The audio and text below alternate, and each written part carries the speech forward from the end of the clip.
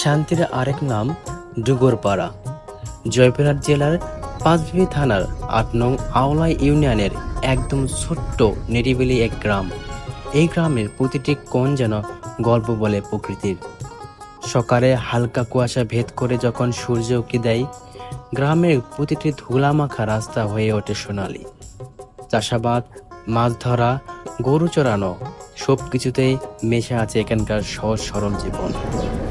ডুগরপাড়ার মানুষের মুখে সবসময় একটা জিনিসই থাকে, সেটা হচ্ছে হাসি।